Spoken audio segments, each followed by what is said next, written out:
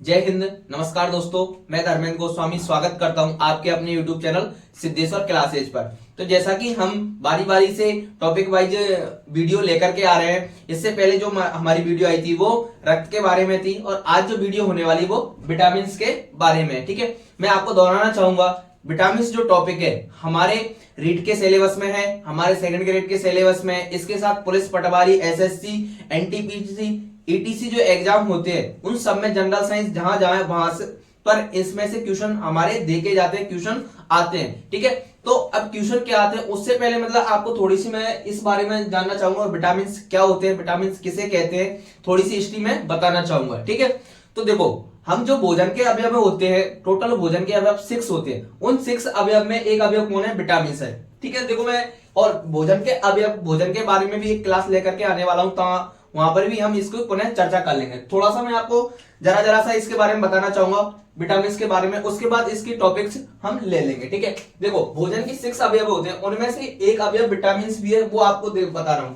सबसे पहला जो अवयव होता है वो होता है कार्बोहाइड्रेट। कौन सा होता है बच्चों? कार्बोहाइड्रेट। भोजन के 6 अवयव में सबसे पहले कार्बोहाइड्रेट होता है। ठीक है, कार्बोहाइड्रेट। दूसरे नंबर पर आता है वसा। कौन आता है? वसा। और तीसरे नंबर पर आता है प्रोटीन। कौन आते हैं? प्रोटीन। चौथे नंबर पर आता है हमारा विटामिन। ठीक है ना, विटामिन। और जो 5वें नंबर पर आता है वो होता है हमारे जल, मतलब मिनरल्स वाटर, एक साथ इसको बोल देते हैं, और खनिज लवण। ठीक है ना, खनिज। ठीक है, तो इसको एक साथ मिनरल्स वाटर हम पढ़ देते हैं। देखो अब मैं आपको इसलिए ये थीम पहले इसलिए बता रहा हूं ताकि आपको पता रहे कि विटामिन होता क्या है। ठीक है, तो देखो भोजन के अवयव मतलब भोजन के घटक कौन कौन से होते हैं, तो ये 6 घटक है। 6 के अलावा कोई भी 7वां घटक भोजन का नहीं होता। तो सबसे पहले तो कौन होता है? कार्बोहाइड्रेट। हमें ऊर्जा मुख्य रूप से देने का कार्य भी कौन करता है? कार्बोहाइड्रेट ही करता है। दूसरे नंबर पर ऊर्जा कौन देता है हमें? वसा। जैसे कि मैं आपको दोहराना चाहूंगा, ये हमारे 2 प्रमुख बल्लेबाज हैं जो हमें एनर्जी देते हैं, एनर्जी प्रोवाइड करते हैं। कौन कौन? कार्बोहाइड्रेट, वसा। कहने का तात्पर्य ओपन करने कौन आएगा? जो ओपनर होंगे हमारे। ठीक है, तो ये दोनों, जब अगर मान लो इनमें से कोई आउट हो जाता है तब कौन आता है? प्रोटीन करते हैं। ये दोनों ही करते हैं, कार्बोहाइड्रेट और वसा। इसके अलावा जो प्रोटीन का मुख्य काम जो है हमारे बॉडी को ऊर्जा देना नहीं है। अगर मान लो ये दोनों अनुपस्थित हो जाते हैं तब प्रोटीन हमें ऊर्जा प्रदान करता है। ठीक है, तो सबसे पहले ऊर्जा देने वाले तो काम यही है, ये दोनों करेंगे, कार्बोहाइड्रेट और वसा। ठीक है, फिर प्रोटीन कब आता है? ये दोनों जब अनुपस्थित हो जाते हैं तब प्रोटीन हमें ऊर्जा देने के लिए कार्य आता है। ठीक है, तो प्रोटीन का मुख्य काम मैं आपको बताना चाहूं तो प्रोटीन का मुख्य काम यह होता है, हमारे शरीर की शारीरिक वृद्धि और शारीरिक मरम्मत करने का काम कौन करता है? प्रोटीन करता है। ठीक है, अब इसके बाद आता है विटामिन। ठीक है, तो मैंने क्या कहा? ऊर्जा देने का काम सिर्फ ये 2। ठीक है, अगर मान लो ये दोनों अनुपस्थित हो जाते हैं, ये दोनों आउट हो जाते हैं, ठीक है, प्रेजेंट नहीं रहते हैं, तो कुछ हद तक प्रोटीन भी हमें क्या दे देता है? एनर्जी दे देता है। लेकिन विटामिन जो है कभी भी हमें एनर्जी देने का काम नहीं करते हैं, ये आपको पक्का ध्यान रखना। तो विटामिन क्या करेंगे? विटामिन एक हेल्प का कार्य करते हैं। ठीक है, जो हमारे शारीरिक जो एक तरीके से वृद्धि है, ग्रोथ है, अच्छे तरीके से होने के लिए विटामिन का होना आवश्यक है। इस विटामिन को हम यहां से उठा करके पढ़ रहे हैं। ठीक है, जल और खनिज लवण ईटीसी हमारे सहायता करते हैं। ठीक है, जब मैं भोजन के अवयव, भोजन वाला चैप्टर लेके आएंगे तब इनको भी हम डिटेल से देखने वाले हैं। तो विटामिन के बारे में ये थोड़ी सी जानकारी थी। ठीक है, कहां से आया? ठीक है, भोजन के अवयव का एक ये भी हिस्सा है विटामिन। ठीक है, लेकिन ऊर्जा देने का काम कभी भी नहीं करेगा। ऊर्जा सिर्फ ये 2 ही देते हैं। तीसरे नंबर पर अगर मान लो थोड़ी बहुत मात्रा में कौन देता है? प्रोटीन ऊर्जा हमें दे देता है। लेकिन प्रोटीन का आपको मुख्य रूप से काम पूछा जाए दोस्तों तो आप क्या बताओगे? हमारे शरीर की मरम्मत और वृद्धि ईटीसी का काम कौन आता है? प्रोटीन्स आते हैं। ठीक है, ऊर्जा कौन देंगे? ये दोनों ही देने वाले हैं। ठीक है, तो विटामिन यहां से आ गया। तो अगर मान लो आपसे कोई परिभाषा पूछे तो क्या दोगे इसकी? मतलब कि हमारे हेल्प करता है किसमें? मतलब कि इन भोजन के अवयव के रूप में ये हमारे हेल्प के काम आता है विटामिन। ठीक है, इसकी हमारी बॉडी में सिर्फ नगण्य मात्रा चाहिए, ना मात्रा चाहिए विटामिन की। ठीक है ना, ऐसा नहीं कि भर भर के विटामिन को खाए जाओ। ठीक है बच्चों, तो हो गया यहाँ। अब मैं इनको मिटा देता हूं। ठीक है, फिर हम देखने वाले विटामिन की A to Z जानकारी। ठीक है, शुरू से लेकर के अंत तक। ठीक है, अब ये जो मैंने भोजन के अवयव बताए ये भी हमारे रीट के सिलेबस में है, तो हम उसको भी अगली वाली क्लास में लेकर के आ जाएंगे। ठीक है, तो शुरुआत करते हैं विटामिन से। तो सबसे पहले जो पॉइंट है वो क्या है? विटामिन की खोज किसने करी? ठीक है, विटामिन के बारे में बताने वाले कौन है? तो वो साइंटिस्ट थे हमारे हॉपकिंस नामक साइंटिस्ट। ठीक है, फिर ये विटामिन जो शब्द है जो आज हम पढ़ रहे हैं विटामिन, ये शब्द किसने दिया? सी फंक नामक साइंटिस्ट ने ये विटामिन शब्द दिया था। ठीक है बच्चों, अब इसी के साथ देखो मैं थोड़ी सी इसकी हिस्ट्री के बारे में मैं क्लास लेकर के आया हूं, तो थोड़ा सा हमें विटामिन के बारे में जानकारी होनी चाहिए। विटामिन जो है हमारा दो शब्दों से मिलकर के बना है, वो कौन कौन से दो शब्द है बच्चों? बीटा प्लस एमीन्स, ठीक है ना। कौन है? Beta plus amines. तो बीटा का तात्पर्य क्या होता है? लाइफ, ठीक है, मतलब जीवन से, और एमीन्स का मतलब होता है बेस, आधार, मतलब कि जीवन का ये आधार है, ठीक है। जीवन का एक मुख्य क्या है? आधार है कौन? विटामिन हमारे, ठीक है। तो इसका अर्थ अगर आप चाहो तो यहाँ से भी इसकी परिभाषा निकाल सकते हो, ठीक है। परिभाषा वगैरह एग्जाम में नहीं आती है, इसलिए आप थोड़ा सा इसको तो आप लाइटली ले, ठीक है, कोई दिक्कत नहीं है। आपको सिर्फ ये दो पॉइंट जरूर ध्यान रखने, खोज किसने करी? हॉपकिंस नामक साइंटिस्ट ने, और शब्द किसने दिया? सी हंक नामक साइंटिस्ट ने। अब इसके बाद जो आती है हमारे विटामिन के प्रकार, तो विटामिन दो प्रकार के होते हैं, कौन कौन से? एक होते हैं जल में विलय और एक होते हैं वसा में विलय, ठीक है बच्चों। तो देखो मैं आपको इसको ट्रिक से बताना चाहूंगा कि जल में विलय कौन से होते हैं, वसा में विलय कौन से हैं, ठीक है। अब देखो जल में विलय, ठीक है, तो जल में विलय जो होंगे, ठीक है, देखो जल बी से शुरू होता है, तो मतलब कि बी और सी जो है वसा में विलय नहीं है। क्या याद करोगे आप? बी व सी, बी से बसा, क्या याद करोगे? बी से बसा, बसा में विलय बी और सी नहीं है, तो किसमें होंगे? जल में विलय। ऑटोमेटिक याद हो जाएगा, आप ये याद कर ले, दूसरे ऑटोमेटिक याद हो जाता है, ठीक है। तो बी व सी जल में विलय है, किसमें? मतलब जल में घुलते हैं, जल में घुलनशील है, कौन? बी व सी, ठीक है। इसके बाद बसा में विलय, ठीक है, बसा में विलय कौन? हेडक नाम से कर लो या देखा नाम से इसको आप याद कर सकते हो, ठीक है। या तो हेडक नाम से कर ले या देखा के कर ले, ऐसे कर ले, आप चाहो तो देखा, ऐसे भी इसको याद कर सकते हो, DEKA, ऐसे भी याद कर सकते हो, जैसे वो आपको अच्छा लगे।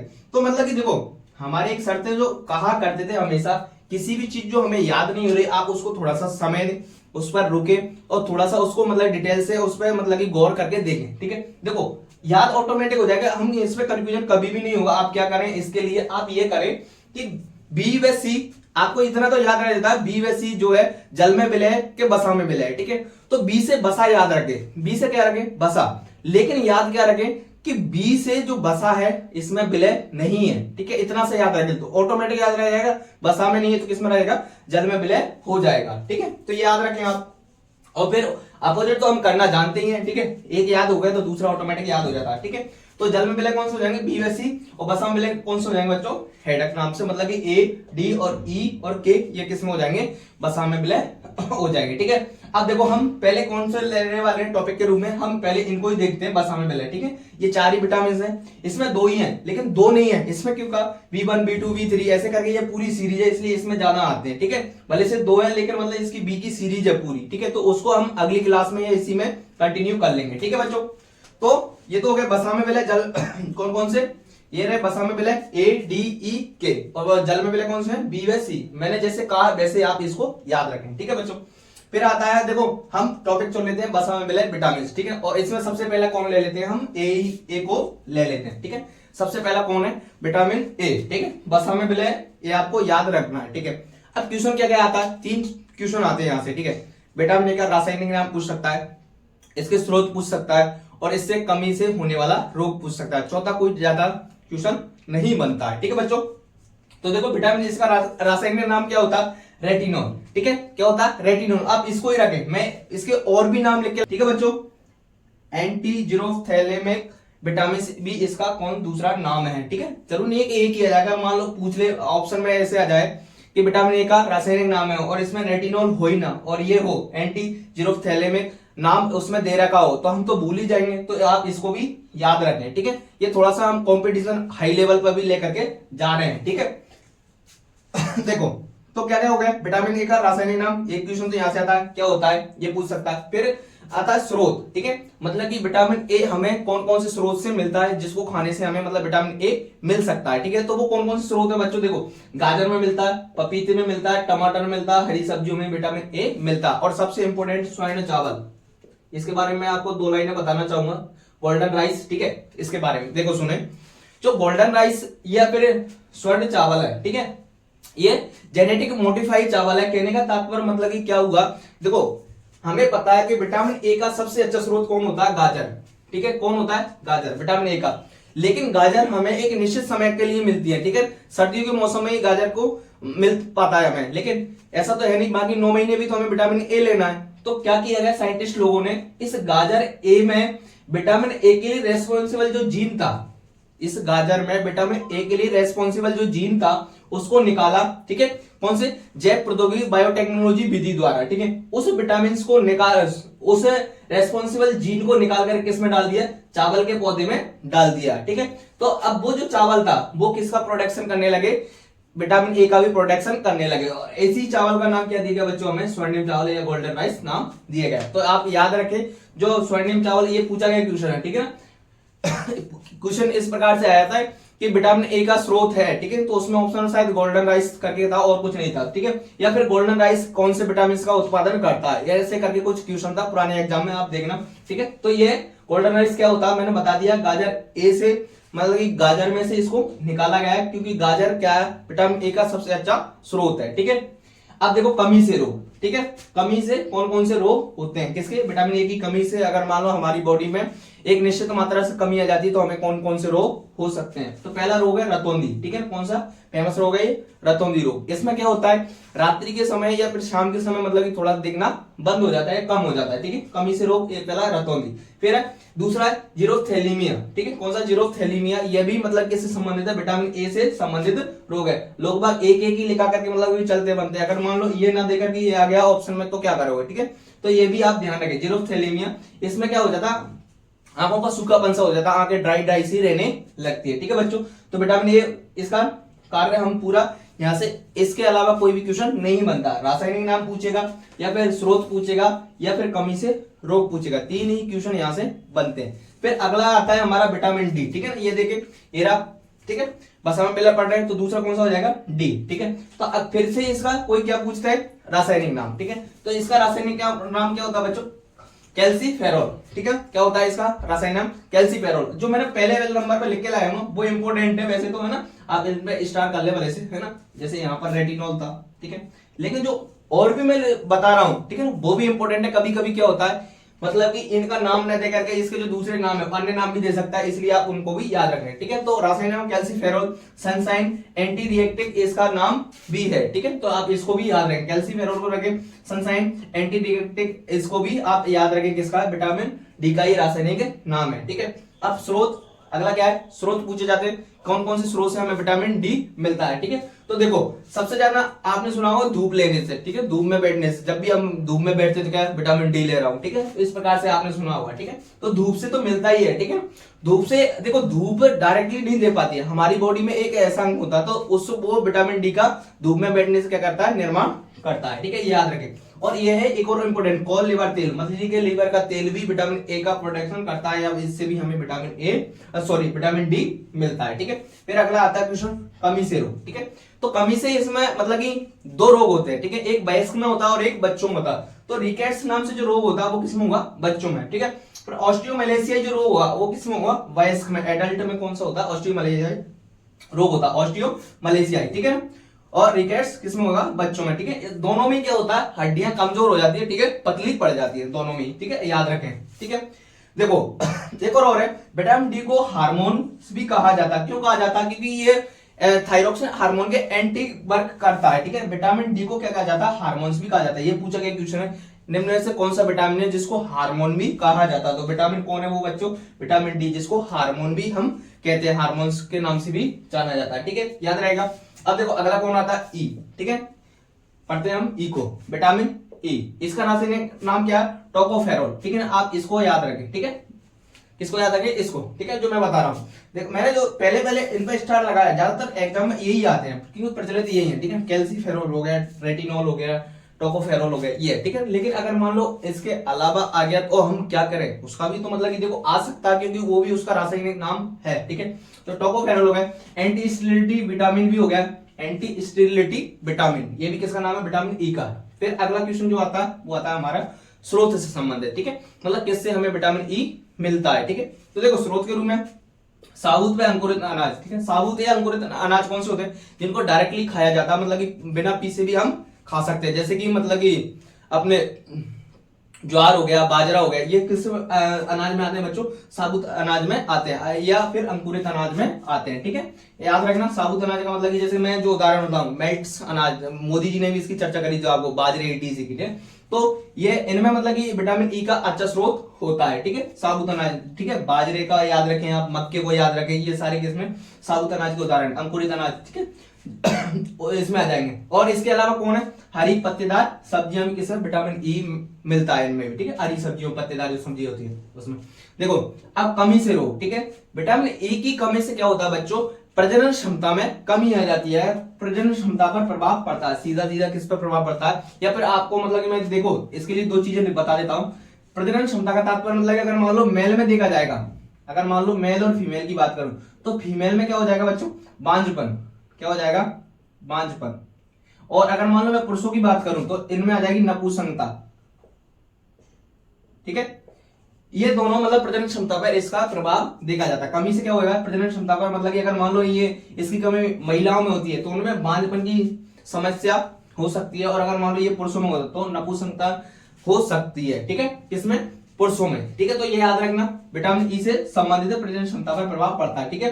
अब अगला जो पॉइंट है इसी का, विटामिन ई का, इसे सुंदरता का विटामिन या ब्यूटी विटामिन भी कहा जाता है। क्या कहते हैं इसको, ब्यूटी विटामिन भी कहते हैं, ब्यूटी, BUTY, ठीक है, ब्यूटी विटामिन भी इसको कहा जाता है, किसको, विटामिन ई को ब्यूटी विटामिन भी कहा जाता है। आप अच्छे तरीके से इसको पॉइंट को भी याद रखें, सुंदरता का विटामिन या विटामिन ब्यूटी विटामिन भी किसको कहा जाता है बच्चों, विटामिन ई को, ठीक है, याद रखेंगे। सुंदरता का विटामिन किसको कहते हैं हम, विटामिन ई को, या ब्यूटी विटामिन किसको कहते हैं, विटामिन ई को, ठीक है। अगला आता है हमारा विटामिन के, ठीक है। अब देखो बसा में बिले पढ़ रहे हैं, ए पढ़ चुके हैं, डी पढ़ चुके हैं, ई पढ़ चुके हैं, अब अगला कौन आता है, के, ठीक है, याद रखें।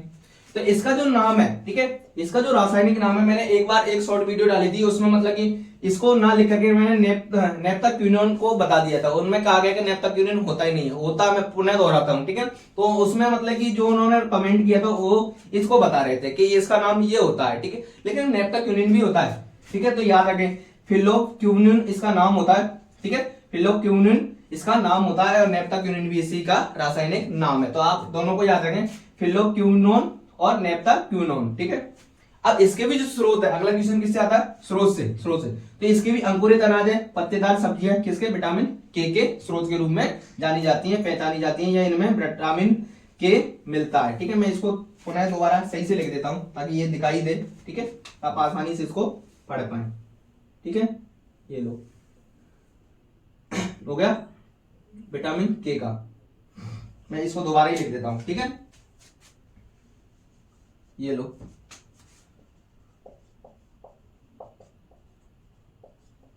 ये लो, याद रखेंगे, ठीक है।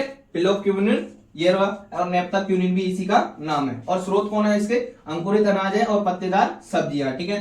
अब कमी से रोग कौन सा होता है, देखो रक्त का क्लॉट या थक्का नहीं बन पाता है, किसमें, विटामिन के की कमी से क्या हो जाता है, हमें रक्त का थक्का या क्लॉट नहीं बन पाता। अगर रक्त का थक्का या क्लॉट नहीं बन पाएगा तो क्या होगा, कंटिन्यूटी में रक्त का स्त्रवण होता रहता है। ये सा एक और जगह देखा गया है, कौन से रोग में बताओ, सबको कमेंट करके बताना है, पहले बाद में मैं आंसर भी बताऊंगा इसका कि कौन सा एक और रोग होता है, वो अनुवांशिक रोग है, और बता दो जिसमें रक्त का थक्का नहीं बन पाता है, ठीक है। तो कमेंट करके बताना, मैं फिर अभी लास्ट में इसका आंसर भी दे दूंगा, ठीक है। अब देखो नोट करके एक और इंपॉर्टेंट पॉइंट है, वो कौन सा है, वो है विटामिन डी और के। कौन कौन से, विटामिन डी और के, ये दोनों जो विटामिन है हमारे शरीर में नहीं बनते, बाकी और विटामिन का कुछ ना कुछ मात्रा में हमारे शरीर में प्रोडक्शन होता है, लेकिन ये दोनों विटामिन जो है हमारे शरीर में बिल्कुल भी नहीं बनते हैं। तो इन्हें क्या करना पड़ता है, हमें बाहर से लेना की आवश्यकता होती है, या लेने पड़ते हैं, कौन, विटामिन डी और के, ठीक है। तो इसका आंसर क्या है, ऐसा एक और मैंने पूछा था, ऐसा एक और कौन सा रोग है जिसके कारण हमारे रक्त का थक्का नहीं बन पाता, तो उसका आंसर क्या बच्चों, हीमोफीलिया, ठीक है, हीमोफीलिया। इसको शाही रोग भी कहा जाता है, क्यों कहा जाता है, क्योंकि ये सबसे पहले महारानी विक्टोरिया, ठीक है, उनके फैमिली में देखा गया था, कौन सा, हीमोफीलिया रोग, ठीक है। तो बच्चों आज हमने जो क्लास है इसमें विटामिन जो थे बसा में मिले विटामिन, इनके डिटेल्स बिल्कुल A to Z, इसके अलावा मुझ पर विश्वास रखें कि इससे ज्यादा कहीं भी किसी भी एग्जाम में हमारे ट्यूशन नहीं देखा गया है, ठीक है। तो क्लास कैसी लगी जरूर बताएं, और अगर मान लो हमारा कंटेंट आपको पसंद आ रहा है तो जरूर क्लास को शेयर करें और ज्यादा से ज्यादा अपने दोस्तों तक पहुंचाएं। मेरा मकसद हमेशा उन बच्चों को टारगेट करना जो अपने किसी न किसी कारणवश, किसी न किसी अभाव के कारण, ठीक है, अपनी पढ़ाई को क्या कंटिन्यूटी नहीं रख पाते हैं, अपने आप को मतलब कि स्टेबल नहीं रख पाते हैं, तो उनके लिए समर्पित है। और इसी के साथ अपनी क्लास को समाप्त करता हूं। जय हिंद, जय भारत।